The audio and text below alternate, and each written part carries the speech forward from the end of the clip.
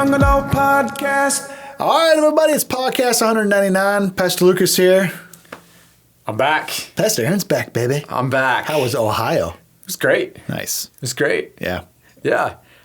Me and my wife were talking about this, how in Michigan we make fun of people from Ohio so much. No, we don't. A lot of my family's from Ohio, so I take offense to that. Well, you live in Michigan and you were born in Ohio. Yep. But I mean, I'm a true blood Michigander. We just make fun of people from Ohio. It's what happens. Yep. But I also went on vacation to Ohio. So It's a good time? it was a great time. Great. Great All time. right. Let me catch you up to speed. Because last week, the taffy shop, world's best saltwater taffy, dethroned. Is that what you say? Yeah, Dethroned dethroned the cheesecake. the junior's cheesecake. Yeah, I was didn't think that would be that hard. It to was dethrone. easy. I have declared this, yes, is the world's best saltwater taffy. I gave you a piece yesterday. You did. I got back in the office and you said, you need to try this. Tell me if it's the best saltwater taffy you've ever had. And I said, hey, I don't like saltwater taffy. You said, I don't care. Tell me if this is the best. It's true. I tried it. I'll be honest, and this is full transparency, full honesty. I do not like saltwater taffy. I think it's a bad candy. That was good. Yeah. I was like, you wanted another piece, I was too. like, this is the best that I've ever had. Did you want another piece after you had your first one, or were you like... I was like, I could have another piece tomorrow. Yeah. Which was, for me, like, that's huge. I never eat saltwater taffy, but I was like, hey, this is good. All right, we got another one today. I'm excited about this one. Yes. Let me introduce the segment, and then I'll introduce the product. I like it. Let's do it. Is this really the world's best? This is the best thing I've ever had. All right, let me introduce you guys to Clatch Coffee. Clatch Coffee. I've never heard of this coffee company. This claims to be the world's best espresso. And this, in particular, one we bought, is their #1 bestseller. So, I mean, it stands to reason this is going to be pretty good. It's a sweet, dark chocolate, orange, citrus, berry, medium roast flavor. Now, let me prove to you that this is the world's best by showing the camera. Hold on a second. He's going to get, if you're just listening, he's heading up to the camera. Go watch on YouTube so you can see that we're not lying. There it is. World's best. Oh, it's a good shot of it right there. Yeah, it is. World's best espresso. I'm excited for this. I brewed a pot for us. Let's see here. We're recording at 1:30. I hit brew at 1:15. It's nice and fresh. Super fresh. Got a cup for me. Oh, yeah. Now, a cup for you. We are, if you're going to taste test coffee, Yes. I think you have to do it the way that we're doing. You got to drink it black. Yeah. There's no cream in here. There's no sugar, no flavored creamer. This is just black coffee. Yeah. And this is really, if you really want to tell if this is the world's best espresso, this is how you have to do it. All right. Let's give us some sips and figure out.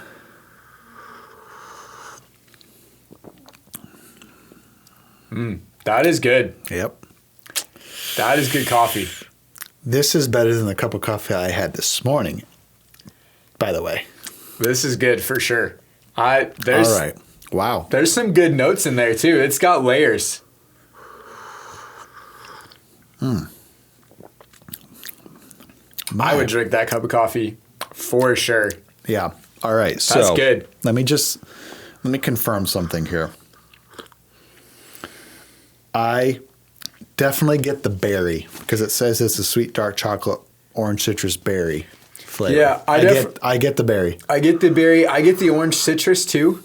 I don't really get the Dark chocolate. notes, but I definitely get the citrus and the berry. I get a little dark chocolate. Man, I don't get any of the orange citrus. I get the dark chocolate. I get the berry. That's good though. That is good. All right. Okay. It's a very good cup of coffee. That did not disappoint. It did not disappoint. One thing that has really going for it is it's dry. Yeah. Yep. If any of the coffee drinkers out there know what I'm talking about, I prefer a dry cup of coffee over a acid Yep. cup of coffee. Oh yeah. Yep. I don't like the acidic coffees, I like a dry coffee. Yep. This is very dry. I'm the exact same way. And I'm off the top of my head, I don't know if I can point to a better black cup of coffee that I've had that I can be like, this one was better. All right. You know, like, Yeah. maybe I have. No, I'm But gonna. it's tough without them all like right in front of me to be like, this is the world's best. No, I understand what you're saying. I have my opinion though. I think I figured it out. Okay. For me personally, this is not the world's best for me. Okay. I don't like that berry note. Okay. I don't like that fruity note that's forced on me. Mm-hmm. I really think it has absolutely everything else going for it. Yeah. It is really dry. It's really flavorful. It tastes really good. It does. It's very good. This cup of coffee is better than the cup of coffee I had this morning, and I had Starbucks. Yeah. I had a Starbucks breakfast blend black. Yeah. This is better than that, but it's not the best I've ever had. Okay. That berry note, that berry flavor Yeah. is not that's not what I enjoy. Okay. What about you? Like I said, I'm not sure if I can point to one that I can say, oh, this was better. And maybe there's a chance at this. Maybe it's because we brewed it as a normal cup of coffee, like just through drip, and this is supposed to be through espresso. Maybe. It still tastes amazing. It still is amazing. I feel like I'm not sure what I think it's missing, but I feel like it's missing something Yeah. for me. Man. It's very good. Very good. It's very, very good. No, it's the berry flavor. It's throwing me at the end. I gotta take another sip. And you definitely get the berry at the very end. I will definitely give you that. It's very good. It's delicious coffee. I'm not sure if I can say it's the world's best. And here's why I'm thinking that. When you handed me this piece of saltwater taffy and I ate it, I said there is no doubt in my mind that is the best piece of saltwater taffy I've ever had. No doubt. No doubt. You know what I'm saying? Yes. It was definitive. There was no debate. I said this is the best piece of saltwater taffy I've ever had. With the coffee where there's this back and forth. It's I don't want to force it. Is it the best? I'm saying saltwater taffy stays. Saltwater taffy reigns supreme. Reigns supreme. Okay, well. Great coffee, though. Great coffee. Yep. I'm going to finish this cup. If you're I interested, already had a cup of coffee today. If you're interested, and I'm feeling revved up from this coffee, I'm feeling better. If you're interested, Klatch Coffee, world's best espresso. You can grab this for yourself. Do that. All right. You got your culture clash? I do. I got it. All right. Man, this clashes with my biblical worldview. Man, that clashes with my biblical worldview. All right, I got one. All right. You want me to go first? Yeah, I'm just go going to first. read it. Okay. It's best just to be read. I like it. Go for it. Elon Musk says saving for retirement is irrelevant because AI is going to create a world of abundance. It won't matter. Ooh, That's okay. in quotations. It won't matter. That's what he said. Saving for retirement is pointless thanks to the impending supersonic tsunami of AI and robotics, which will bring about a world of zero scarcity, according to Elon Musk. While the Tesla and SpaceX CEO admitted he's more optimistic than most, he insisted people shouldn't stress over building a nest egg for the distant future, contrary to the stated advice of nearly all other financial professionals. Don't worry about squirreling money away for retirement in 10 or 20 years, said the world's richest man on the Moonshot with Peter Diamandis podcast in January. It won't matter. Part of Musk's controversial take is based on his vision of a world transformed by rapidly improving AI, robotics, and energy technology. By 2030, AI will surpass the intelligence of all humans combined, Musk predicted. He also claimed eventually there will be more humanoid robots than humans on Earth. Slowly, the traditional job will be replaced as well, with white-collar positions first on the list. Anything short of shaping atoms, AI can do probably half or more of those jobs right now, he said. The advances could lead to such big productivity increases, he said, that they will surpass what people possibly could think of as abundance. Rather than a universal income, everyone will enjoy a universal, you can have whatever you want income in the future, he claimed. In this world that Musk foresees, the link between individual wages, savings, and living standards will no longer make sense. Even without savings, AI will help people obtain better medical care than what is currently available within 5 years. It will also remove any limit on the availability of goods, services, or educational opportunities.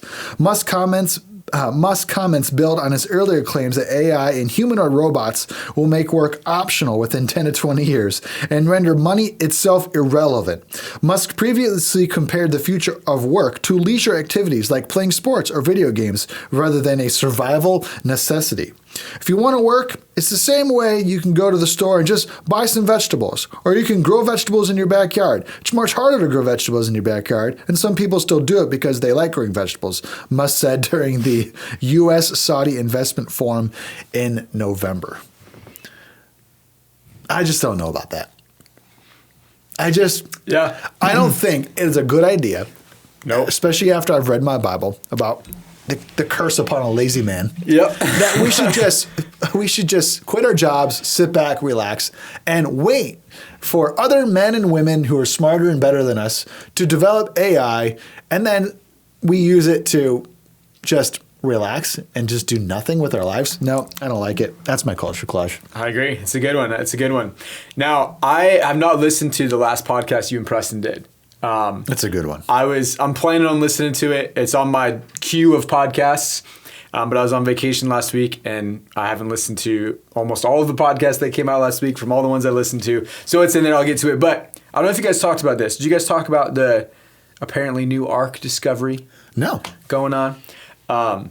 Wait, is this new? This has been around for a long time. I'm aware, right? Yes. Okay. Yes, right. Exactly. So, but recently, over this past, a few weeks, Something's come up. Seen a bunch. It's been posted, reposted, and I was looking at it. I was like, "Isn't this the exact same one that we've seen for forever?" That people are like, "Yeah, it's probably not the actual ark." Yeah. And it is the exact same one. Okay. And I was doing a little bit of research about it, and I found an article written by a Christian, and they were actually citing a lot of their sources were from Wes Huff, who's a guy that you and I listen to a lot. Yeah. And then I went and read the thing that Wes Huff posted about it, as well as this other guy, and they had some really good points, and this is why I wanted to bring it up during Culture Clash, because they were talking about kind of how the people that are finding it, the archaeologists that are making all these discoveries, aren't real archaeologists. They're not doing things according to Interesting. any other scientific method. They're using things that are very outdated. They're making claims that could be true, but some other science is disproving. And but I've seen a lot of Christians on social media that are buying into this, that are biting at it. They're saying, "Wow, look at this! This proves," and this is what got me. There's this proves the Bible was true. Okay. And I thought, that is a scary thing to put your "this proves the Bible is true" hope in. Yes. Is one discovery that maybe doesn't even have that much legitimacy to it. And a discovery with a lot of holes. Yeah, and you're saying, this proves the Bible is true. No. Yeah. There is so much historical and scientific evidence that does back up that the Bible is true. But the greatest "this proves the Bible is true" to me is not science and history. It is the life-changing power of the Holy Spirit at work in people that can absolutely transform someone's life, where you can, in a moment, watch someone go from darkness to light, from lost to found, having their eyes open to who Jesus was. That so much more to me proves the accuracy that the Bible is true, that this story that is about Jesus, and even the flood, even Noah, who absolutely I believe was real, the ark was real. I'm not saying that wasn't real. that even was a picture, was pointing to Jesus, that God is just, but God also provides a way out. God is, since Adam and Eve sinned, he's been planning the redemption of humanity. Like, that is the story that I will always focus on, and putting your hope, your faith that this proves the Bible is true in an archaeological discovery full of holes, I think is foolish and clashes, honestly, with what the Bible teaches. I am curious. What, in your opinion, was one of the bigger, like, holes that this claim had? Oh, absolutely. The biggest one was the radar. I can't remember the initials, but it's like the radar they send into the ground to read everything. Apparently, all of the equipment that they're using is incredibly outdated and inaccurate. Okay. And like no other archaeological dig is using that equipment because it's been proved to be ineffective, especially in mountain ranges that are full of tons of different soil types and rocks. And it's so hard to read. And that's what they're using to make all of these claims, and why people are freaking out about it right now. As well as their dating system. This was like the other big one, is their claim. There's like wood found on the source that that dates like thousands of years old. But again, that was used or tested with methods that aren't very accurate. Yep. And we've used more accurate systems on it. And those more accurate systems are saying, this was old, but probably like 7th century. Interesting. Not thousands and thousands of years ago. Yeah. All right. It's a good culture clash. So you want to introduce a Bible talk time? I'm ready. All right. I'm ready for some Bible talk. I love me some Bible talk. I love me some Bible talk time. Love me some Bible talk time. Let's You ready? go. Yeah, I am. I want to talk about tragedies become triumphs. I like it. I like A number it. of years ago, there was an image of this man named, let me just double check his name, because Jonathan Kim. Oh yeah, I remember. He's a real guy, real bro. Yep. And there was a image that went viral of this man. 3 separate pictures of the same guy. Yeah. And in one of the pictures, he is a Navy SEAL. Yep. Then in the other picture, he's a doctor. And then in the last picture, he's an astronaut. Absolutely insane. Yes. And people are like, what? No, this is fake. This isn't whatever. I mean, of course, it's hard to believe it to be true. Right. Turns out that this guy is real. Yeah. And that he was a Navy SEAL, and he is a doctor, and he is an astronaut. Yeah. And then once they realized that this guy was real, they mockingly ended up calling this man the perfect son. Right. Yep. Interesting, huh? I remember all of that. I did some digging into this situation, and I wanted to let you guys know the history of this man. Okay. How in the world, or where in the world, does this guy find the motivation to be all 3 of these professions, which I'm telling you right now, just to do one. Yeah, absolutely. Doing one of those things is amazing. So let's take a look. Let's do it. At this man who is now deemed the perfect son. I watched an interview with him. Okay. Because his image went so viral, they really wanted to figure out who this guy was. So he shares this story.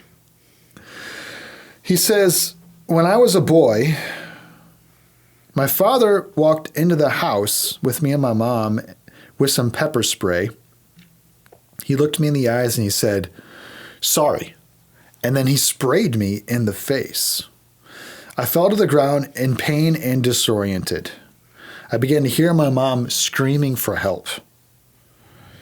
His dad had a gun, and with all his strength, he tried to wrestle the gun away from his dad, but he just wasn't strong enough. My dad hit me in the head with a dumbbell, and he crushed my skull. I pleaded with my dad. I said, I love you. You don't have to do this. He had a moment of clarity, put the gun down, and ran out the back door. I called the cops, and they arrived at the house. When the cops were there, I noticed furniture was in a strange place, and it looked like it was used in order to climb up into the attic. I showed the cops that I think my dad is hiding in the attic. The cops went up into the attic, and there was gunfire exchanged, and they killed my dad. I found myself as a young boy with a lot of hate in my heart. I was scared of everything after this moment of life. A sense of protection began to come over me from my mother. That's why I joined the Navy. I became a SEAL, and I fought in Iraq. After that season was over, I had another sense come over me, that I wanted to leave a positive impact on the world around me. So I went to Harvard, and I became a doctor. I then learned how astronauts, I got to turn the page, how astronauts had the opportunity to represent humanity for good and make an impact on my generation. His name is Jonathan Kim. He turned his busted up life into a role model. Yeah. Man, when you see, though, the pictures, you don't see any of that. You don't even think that that's where he came from. Right. You assume he was raised in a home with wealth, probably a trust fund child. Yeah. Maybe his uncle was rich. I don't know. You just assume that he had a father who instilled in him a work ethic. Right. And maybe he graduated high school and his father gave him absolutely no other options except you're going to go into the Army. Right. And you're going to go to the Navy. Right. And you're going to become a Navy SEAL. That's it. That's the plan. And then after you prove yourself after that, my son, then you can choose what you want to do. But I have all the confidence in the world as your father that you will become something amazing. Right. And, his mother tucked him in every night, kissed him on the forehead, prayed for him. And his father every morning gave him some sort of pep talk with a life mantra that stuck with him. And he was destined to be great. Some sort of superhuman. Yeah. That's what you assume. That's what you assume. But I have found almost that people who accomplish great things come from some tragedies. Yeah. Just like this man. Just like this guy. Absolutely. And, maybe you're thinking, what in the world does that have to do with the Bible? Ah, the Bible. It's got a lot to do with the Bible. Yeah. Because this thread line, I guess, is all through the Bible. And I read something, I think I was in high school, Pastor Luke, when I read this. And it was interesting. It was in a fiction, just story book that I was reading. But it was a book that was kind of written for young men and kind of taught values and things like that. But it was just a fiction story. And there was this, in the story, there was this false prophet, I guess, that was trying to gather a large crowd to him. Okay. And there was this old lady in a village some guys were kind of tracking him because he was a con man. He was stealing things, and they found her and they said, "You didn't follow him?" She's like, "Nah." And they're like, "Why not?" It's like, she said, "Because the real God never promises everything." Huh. She said that he said that we'll have everything. We'll have trials, we'll have tribulation, and there'll be hard times, but he'll be with us through it. And this guy's promising everything. Wow. And that line stuck with me. And I thought, if there's ever something that promises you everything with no consequence, with no work, with no tragedy, you'll only have triumph, no tragedy. It's probably not true. Yeah. Let me read the verse in the Bible, Job 29:18. And if you don't know the Bible very well, Job came from tragedy.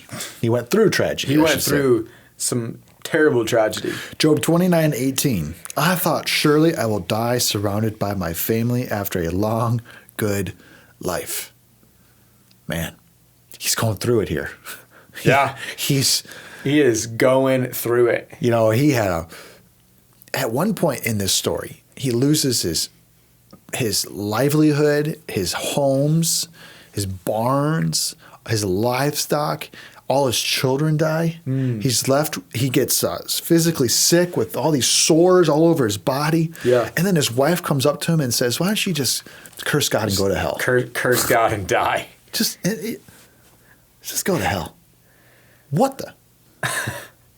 I'm like, You talk about going through it. yeah, dude.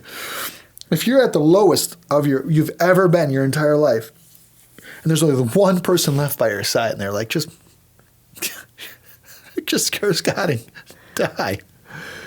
I'd be like, I'm now lower. Yeah. I'm now. I didn't think it was possible to go lower, but I just went. Yeah.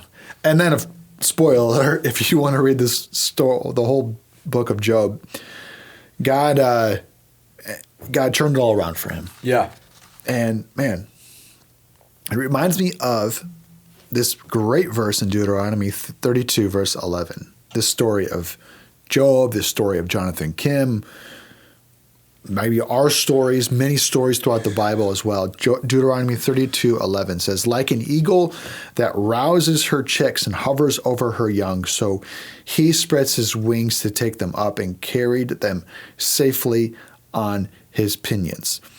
And eagles have a very interesting way of getting their young to leave the nest. Yep. And I feel like that's exactly what God does with us, to get us to leave the nest. Mm-hmm. That we want a safe life inside the nest. Right. We want mama Yeah. to just bring us, catch the food for us, prepare it, bring it to us, feed it to us with that silver spoon. Yeah. I want to relax in the nest. You can't live in the nest. Can't live there. And the eagle, the mother eagle specifically, realizes it's time for these young to get up out of here. So she starts to make the nest uncomfortable and destroy the nest. Yeah. And they get so uncomfortable that they jump out. Yep. And then that's it. They fly. You got a verse for us? I do. I got a verse for you. 2 Corinthians chapter 1. Great verse. It's verse 3 and 4. 3, 4, and 5. Praise be to the God and Father of our Lord Jesus Christ, the Father of compassion and the God of all comfort, who, this is the key verse, who comforts us not in our comfort, comforts us in all of our troubles, so that we can comfort those in any trouble with the comfort we ourselves have received from God. Paul is trying to show the Corinthian church here that there will be trouble. But in the midst of trouble, in the midst of tragedy, God has not abandoned you. He's actually there to comfort you. And then I love that verse 4 part of it, or the second part. It's not just so that you can be comforted. And sometimes in the moment, that's the one thing that you might, if you're really going through tragedy, experiencing the presence of God might be the one thing that you need. Yeah. But there's ultimately an end goal of, all right, now you can help comfort other people who are going through trouble, who are going through tragedy. And we see this right here. And then verse 5 says, for just as we share abundantly in the suffering of Christ, we also share in our comfort that abounds through Christ. We share in God's suffering. Jesus is very clear about that. Take up your cross daily. Follow me. If you want to be my disciple, you must deny yourself. Take up your cross. Jesus said, in this world, take heart. There will be troubles, but take heart. I have overcome the world. This is very clear. And now Paul later to the church in Corinth is saying, hey, yes, you will go through trouble, but God's Spirit will be with you. He can comfort you in the trouble, and he can bring you from tragedy to triumph so that you can help other people, so that there's a purpose to that pain that happened. And maybe it was a pain that happened to you. It's a pain that was evil. You know, I mean, you think about Jonathan Kim, his father, that was evil. It wasn't like God was like, hey, this will be good for him. Yeah. Like that was evil that happened to him because we live in a fallen world. But then our response to, I'm gonna find the Spirit of God. I'm gonna connect with the Spirit of God, and I want to make it in a mission. Part of my life is now to comfort other people. Yeah. That's the triumph in our story that we can have through Jesus. Praise the Lord. Let's end with one verse and we'll shut her down. Romans 8:28. And we know that in all things God works for the good of those who love him, who've been called according to his purpose. It's a good one. It is a good one. There was a great preacher who was preaching to preachers. Okay. That's a tough crowd right there. That's a tough crowd. And he looked at all those preachers and he says, you can't give what you don't have on a Sunday morning. Ooh. That's a good line. Yeah, it is a good line. But boy, there's something, you got a lot if you've gone through a lot. And you've come out the other side stronger. Yeah. Then you got something to give. You sure do. Praise the Lord. What was this podcast like? Ooh. This was good to be back. It was like, I felt it was like a good energy drink, you know? Ooh, Cold, crisp, fresh, exciting. nice. Bubbly? Yeah, bubbly. It's great. Nice. Very nice. Sounds delicious. That's what I got. All right, it's been great to be with you, audience. See you guys in the next one. Bye. Youth and Young Adult Podcast. Youth and Young Adult Podcast. Youth and Young Adult Podcast.